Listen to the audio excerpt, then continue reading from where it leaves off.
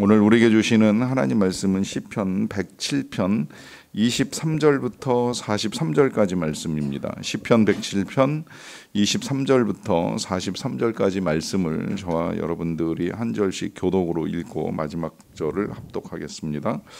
배들을 바다에 띄우며 큰 물에서 일을 하는 자는 여호와께서 행하신 일들과 그의 기이한 일들을 깊은 바다에서 보나니 여호와께서 명령하신즉 광풍이 일어나 바다 물결을 일으키는도다.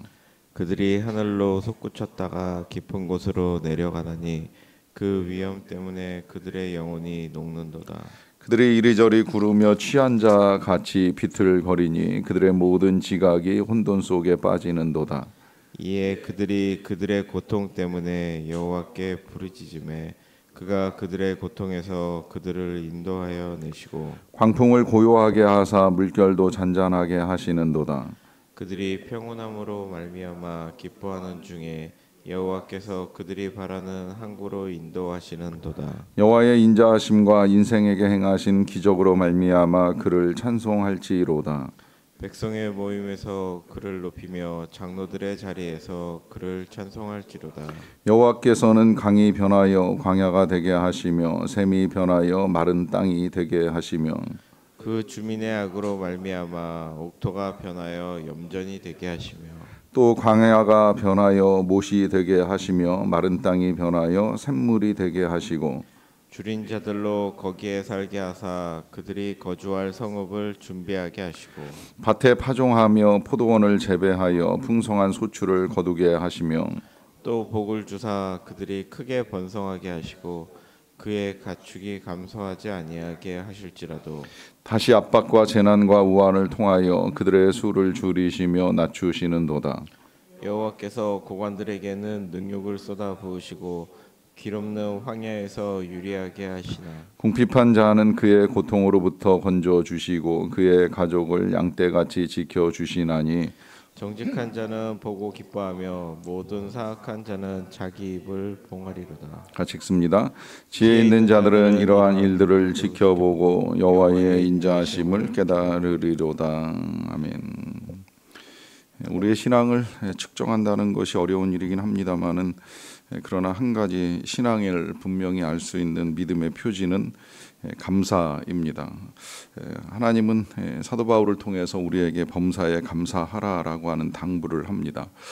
그래서 어떤 상황 속에서도 감사를 하는 것이 마땅한데 이 감사에 대한 이야기를 나누다 보니까 정말 고통스러운 상황에서 감사를 드리는 것은 정신승리 아닌가 하는 이제 의문도 자아내게 됩니다. 분명히 감사할 수 없는 상황인데 그 상황을 감사함으로 받아들인다라고 한다면 상황이나 내 삶은 변한 것이 없음에도 불구하고 생각만으로 감사를 하는 것은 아니겠는가 이제 이런 질문을 하게 되는 것이지요. 이 질문에 감사시로 알려져 있는 이 시편 107편이 우리에게 좋은 답을 준다고 생각을 합니다.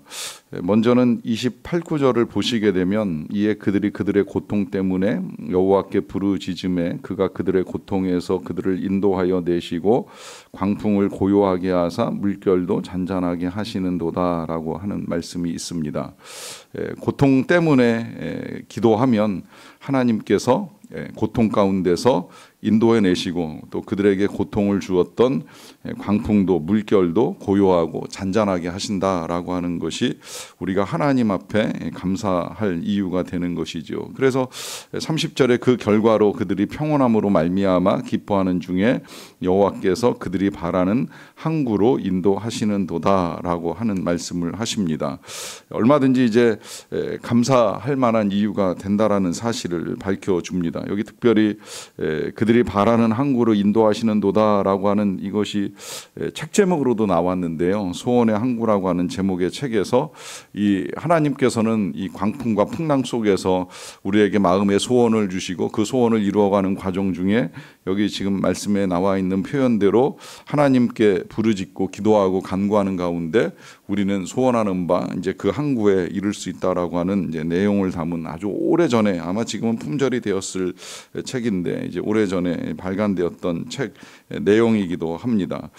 그러하기 때문에 어쨌든 중요한 것은 이 하나님을 찬송하고 감사해야 된다는 거예요. 그것이 31절의 당부이기도 합니다. 여호와의 인자하심과 인생에게 행하신 기적으로 말미암아 그를 찬송할지로다라고 하면서 하나님께서 풍랑 가운데 있었던 인생에게 베푸신 이 선하심으로 말미암아 얼마든지 하나님께 찬송하고 감사할 수 있다라고 하는 요청이지요.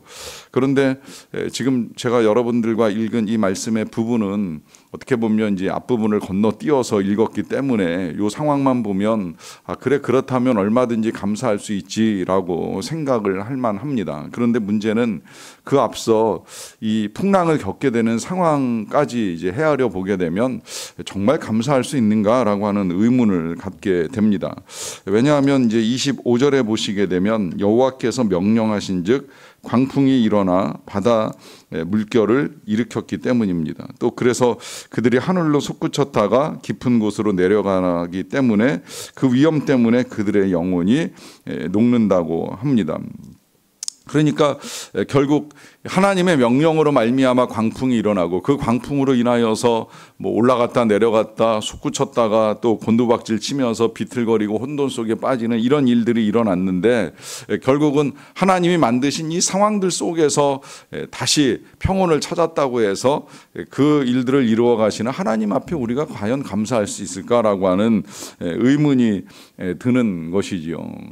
어떻게 보면 기도를 해서 응답을 받는다라고 하는 이것이 감사할 이유이기는 하지만 또 한편으로는 기도해야 되는 상황, 그 상황을 만드신 것이 하나님이신가라고 하는 의문 때문에 하나님께 감사할 수 있는가 하는 질문이 나오게 됩니다.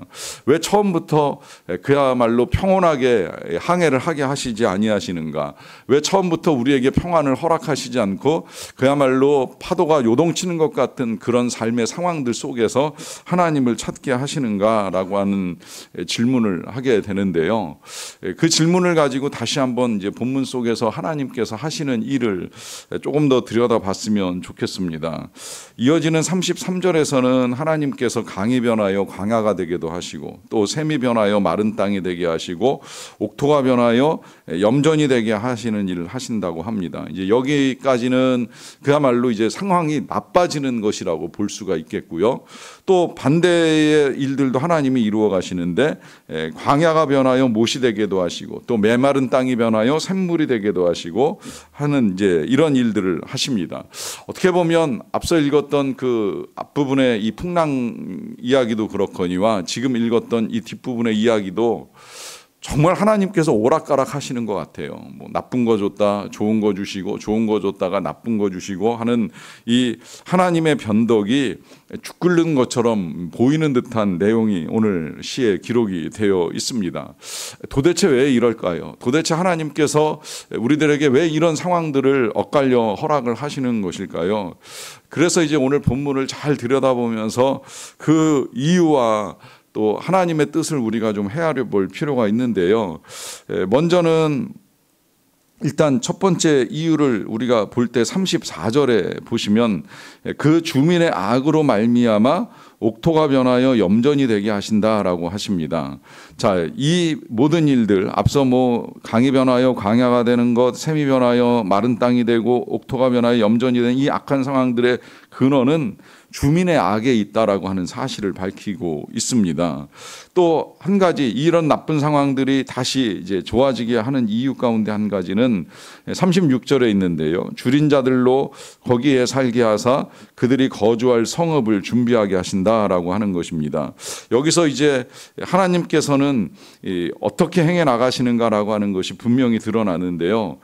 그것은 악으로 말미암아 정말 파도가 일어나는 것 같은 혼돈이 생기고 또 샘물이 변하여 마른 땅이 되고 광야가 되는 것 같은 악한 일들은 벌어지지만 그 가운데서도 줄인 자들을 살리기 위하여 하나님은 성읍도 준비하시고 또 더 나아가서는 그 백성들이 풍성한 소출을 거두게 하시고 번성하게 하시는 일까지 선한 일을 이루어 가신다라고 하는 사실을 분명하게 밝혀줍니다. 자, 이것을 다시 한번 40절과 41절에서 정리를 해주는데요. 여호와께서 고관들에게는 능력을 쏟아부으시고 길없는 황야에서 유리하게 하십니다. 반면에 궁핍한 자는 그의 고통으로부터 건져주시고 그의 가족을 양떼같이 지켜주신다라고 하십니다. 자, 여기에 이제 분명히 하나님의 인도하심이 확실하게 이제 드러납니다. 그것은 고관들, 이때 이 고관들이라고 하는 건 그야말로 사람들을 괴롭히고 힘들게 했던 고관들이라고 할 수가 있겠는데요. 그들에게는 이제 하나님이 때를 따라 능력을 쏟아 부어주시기 때문에 그야말로 이 사람들이 솟구쳤다가 곤두박질치는 엄청난 어려움들을 겪는 거예요. 그래서 황야에서 유리하면서 자신들의 삶을 돌아볼 기회를 허락해 주시는 거죠. 반면에 그들로 말미암아 고통을 당했던 궁핍한 자는 하나님께서 반드시 건져주시고 양떼같이 그 가족을 지켜주신다라고 하십니다. 이건 분명한 증거가 있어요. 성경의 증거가 한두 가지가 아니에요. 예를 들면 고관을 차지했었던 애굽의 바로와 통치자들은 정말 솟구쳤다가 곤두박질치는 어려움을 겪는 것이고요. 그 가운데 궁핍함을 겪었던 이스라엘 백성들이 건짐을 받잖아요. 이게 한 민족 가운데 일어났던 일이라고 한다면 개인적으로 궁핍함을 겪었던 이 궁핍함이라고 하는 게 단순히 재정의 궁핍함이 아닙니다. 때로는 관계 속에서 자신이 원하는 것을 얻지 못하고 상처를 받는 그 영혼의 궁핍함도 함께 포함이 되는데 그 가운데 그 고통을 겪었던 사람 중에 한 사람이 한나 같은 여인입니다. 자녀를 얻을 수 없었잖아요. 이게 그야말로 그 여인에게 있어서는 처절한 궁핍함이 되는데 이 궁핍함 속에서 하나님이 그를 높여 나가십니다. 그래서 자녀를 허락하실 때 사무엘같이 훌륭한 자녀만 허락하시는 것이 아니라 그 뒤에도 이제 여러 자녀를 허락하셔서 그야말로 번성하게 하시는 하나님의 은혜를 누리게 하시는 것이지요. 이러하기 때문에 하나님의 이 통치는 그야말로 이 연약한 자를 살리시고 도우시는 하나님의 은혜로 나타납니다. 뿐만 아니라 이제 우리가 이 풍랑과도 같은 인생을 지나갈 때에 또 한 가지 잊지 말아야 될 하나님의 인도하심의 원리인데요.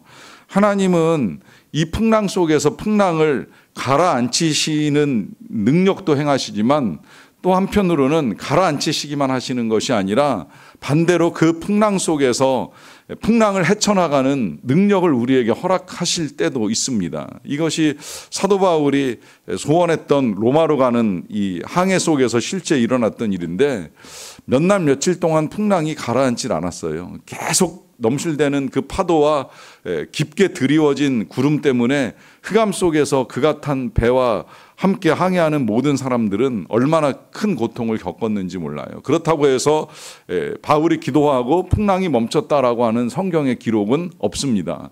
다만 배가 부서질 정도의 큰 어려움 가운데 그가 탔던 배가 몰타라고 하는 이 멜리데 섬에 가서 이제 정박을 하게 되는데 그 배에 타고 있었던 200명 넘는 사람들이 다 살아남습니다. 그리고 끝내 로마에 도착을 하게 됩니다. 풍랑을 헤쳐가게 하시는 은혜를 베풀어 주시는 것이죠.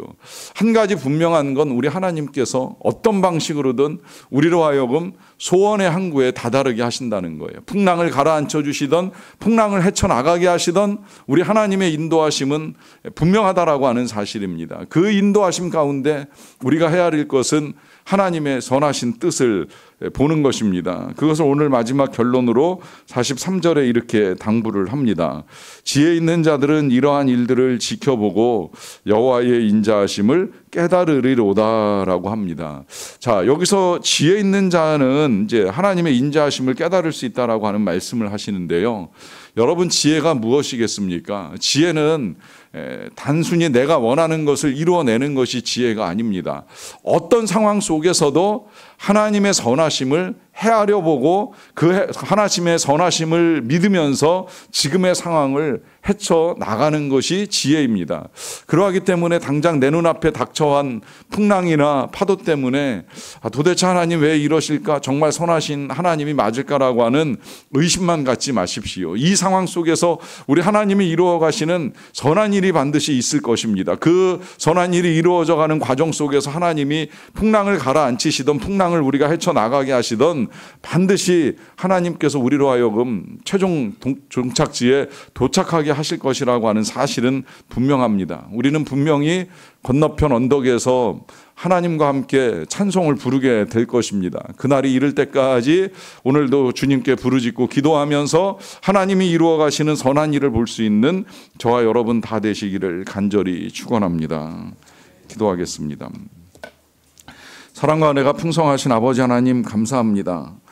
오늘도 우리가 주님과 함께 하루를 시작할 수 있는 은혜를 베풀어 주셔서 진심으로 감사를 드리옵나이다. 이와 같은 은혜가 늘 우리에게 임함에도 불구하고 우리는 늘 우리에게 부족한 것, 결핍된 것 혹은 상실한 것 때문에 마음 상해하고 하나님의 선하심을 의심할 때가 많았음을 고백합니다. 그럼에도 불구하고 우리에게 기도할 마음을 허락하여 주시어서 이렇게 주님을 찾고 기도하고 혹은 부르짖고 혹은 간구하면서 우리가 하나님께 나아갈 수 있는 길을 열어주신 것을 진심으로 감사드리옵나이다. 바라옵기는 하나님의 약속의 말씀대로 우리가 소원의 항구 또 주님께서 우리에게 예비하신 마른 땅에 이를 때까지 우리가 이 풍랑 속에서 하나님을 찾고 기도하는 일을 멈추지 않기를 원합니다. 주님 우리를 불쌍히 여겨 주시옵소서.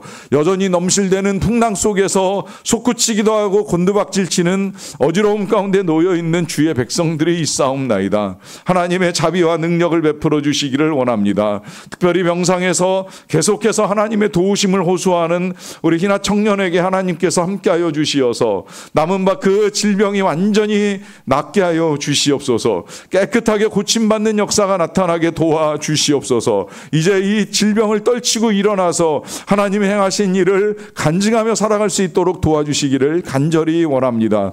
그 밖에도 많은 어려움들 가운데에 하나님을 향하여 손 내미는 주의 백성들을 외면하지 마시고 약속의 말씀대로 붙들어 주시옵소서. 자녀의 질병을 놓고 눈물을 흘리는 어머니의 기도를 들어주시기를 원합니다. 어머니의 질병을 놓고 기도하는 아들의 기도도 함께 들어주시기를 원합니다.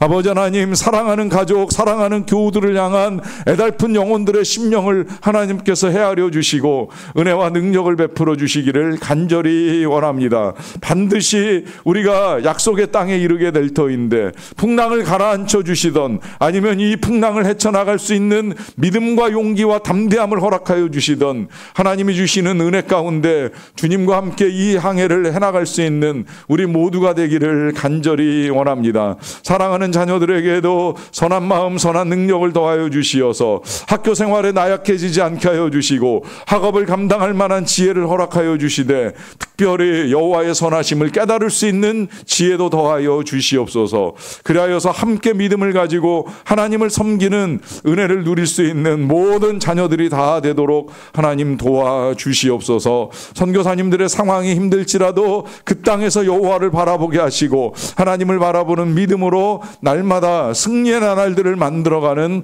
모든 선교사님들 되게 하여 주시옵소서. 감사드리옵고 예수님의 이름으로 기도하옵나이다. 아멘.